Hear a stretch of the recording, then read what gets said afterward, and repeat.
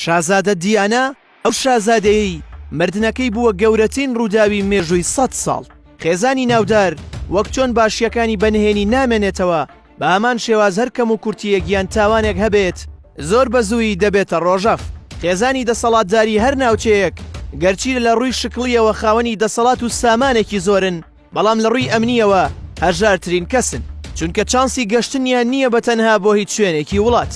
لە پەرتووکی ستەمکاری توێژەری بواری فەلسەفە فاروق ڕەفیق باز لە چیرۆکی گزنەفۆن دەکرێت لە وەسفی سەرۆکدا کە چەند هەژارە و ناتوانێت چانسی پیاسەیەک یان گەڕانێکی ناوشاری هەبێت بەبێ ترس.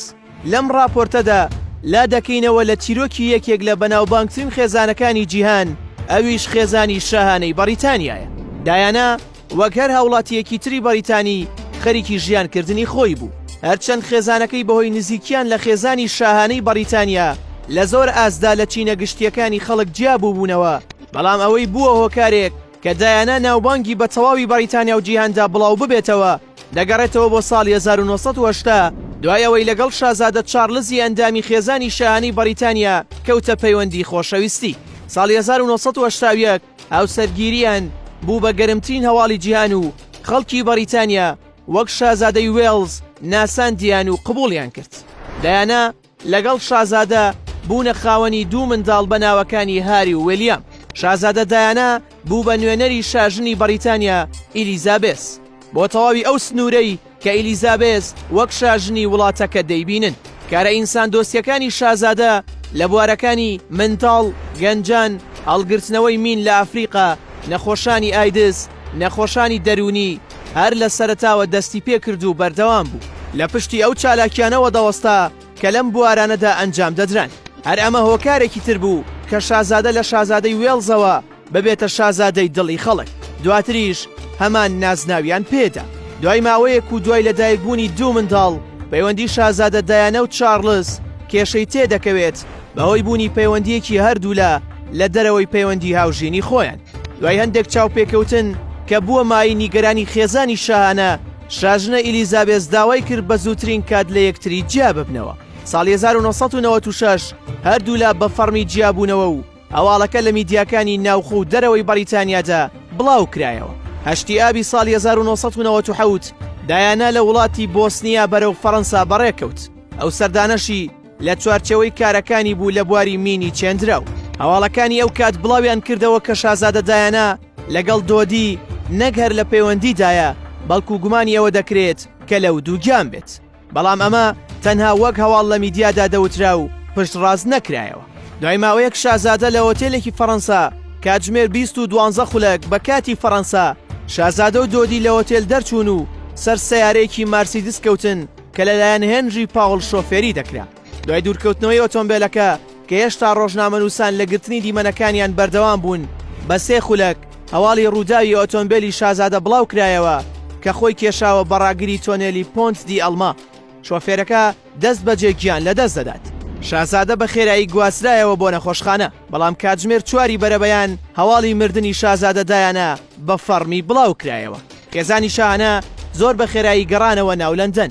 دواتر تەرمی شازادە لە فەڕەنساوە گەڕێنرایەوە بەریتانیا. هەواڵەکان لە میدیاکانەوە تەنها ڕووماڵی مردنەکەیان نەکرد، بەڵکو باسییان لە هەموو ئەو تۆمەتانەش دەکرد کە دەگونجێ خێزانی شاهانە لەم کارەوە تێوەگلابن و قسە لە کوشتنی دەکرا. بەڵام هەرەو کات خێزانی شاهانە لە ڕاگەیاندراوێکدا سەرکۆنەی ئەو دەنگۆیانەیان کرد و میدیایان بە تاوانبار زانی کە لە هەوڵیدایە بۆ ناشرینکردنی خێزانی شاهانە. ڕۆژی شەممە کە هاوکات 6 ئەیلولی ساڵی 1997 بوو، لە کاتژمێر 9 خولەک بە کاتی بەریتانیا زەنگی ویستمینستەر ئابی لێدرا و مەراسیمی ناشتن دەستی پێ کرد. دوای 5 ڕۆژ لە وەفاتی و لەژێر پاڵەپەستۆی بەریتانیەکان خێزانی شاهانە بە فەرمی هاتنە سەرخەت و لە کۆشکەوە ئاڵای بەریتانیایان داگرت بۆ نیوە. دواتر شاژنە ئیلیزابێس لە ڕێگەی پەخشی ڕاستەوخۆوە وتاری پێشکەش کرد بە ئامادەبوونی خێزانی شاهانە و نوێنەری زیاتر لە 500 ڕێکخرا و کە هاوکاری کارکردنیان بوون و بە ئامادەیی ملیۆنێک بەریتانی شازادە لە کۆشکی سان جەیمسەوە بەڕێکرا بۆ کۆشکی کینزیکتن. شاژن وەک ڕێزگرتن لە بەردەوامی چەماندنەوەی ڕێزی نیشاندا لە کاتژمێر 11 مەراسیمەکە لە ڕێگەی پەخشی ڕاستەوخۆوە سیر دەکرا. بەپێی سەرچاوەکان 32 ملیۆن کەس لە بەریتانیا و لەسەر ئاستی جیهانیش 2 ملیار کەس بینەری مەراسیمەکە بوون لە ڕێگەی پەخشەکەوە. سەرچاوەکان باز لەوە دەکەن کە لە مێژوودا پڕبینەرترین پەخش بووە. دوای تەواوبوونی ڕێوڕسمەکە شازادە بە خاک سوێدرا و بەریتانیەکان گۆڕەکەیان لە گوڵ گرت و ڕێزی خۆیان بۆ ئەو کارە نیشاندا. گومانەکان لەسەر مردنی شازادە.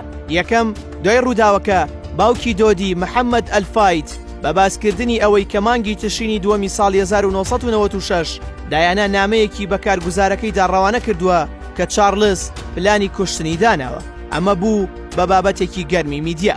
دووەم هاوسەری شاژنە ئیلیزابێز گومان لێکراو بوو لەلایەن خەڵکەوە و بەشێکی زۆری میدیاشەوە، چونکە باز لەوە دەکرا کە لە هەواڵی دووگیانبوونی شازادە لە دۆدی دەبێتە سەرەتایەکی مەترسیدار لەسەر خێزانی شاهانەی بەریتانیا و ڕەنگە ئایندەی باوەڕی بنەماڵی شاهانە گۆڕانی بەسەردا بێت.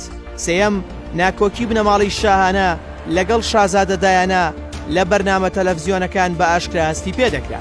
سەرچاوەکان ئاماژەیان بەوە کردووە کە وەڵامدانەوەی شازادە دایانە بۆ پرسیارێکی ڕۆژنامەوانی لە بەرنامەیەکدا کەلەی دەپرسێت دەتەوێت ببیتە شاژن، ئەو بەوە وەڵام دەداتەوە کە بەڵێ دەمەوێت ببم بە شاژنی دڵی خەڵک. ئەمە وەک ناکۆکی لێک درایەوە و نیشانەی بۆ کرا. چوارەم بەم هۆکارانەی سەرەوە و بە تایبەتی ناکۆکیەکانی ناو بنەماڵەی شاهانە بنەماڵەکە تۆمەتبار کرا بە کوشتنی. دواتر قسە لەسەر هەواڵگری بەریتانیا کرا کە دەستی هەبێت بە هاوکاری ئەمریکا و ئیسرائیل.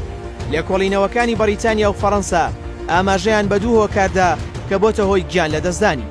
یەکەم سەرخۆشی شۆفێرەکە، دووەم وێنەگران و پەیامنێران بە تایبەتی BBC. بەڵام ئەم لێکۆڵینەوانە زوو گۆڕانی بەسەردا داهات و هۆکارەکانیان بۆ شتی تر دەگەڕایەوە، بەڵام بە هیچ جۆرێک باسییان لە گومانکردن نەدەکرد لە بنەماڵی شاهانە. شازادە دایانە لە 1 مانگی تەموزی ساڵی 1961 لەدایک بووە. کچە بچووکی جۆن سپێنسەر و فرانسیس شانتکیدا ساڵی 1997 گیانی لەدەستداوە.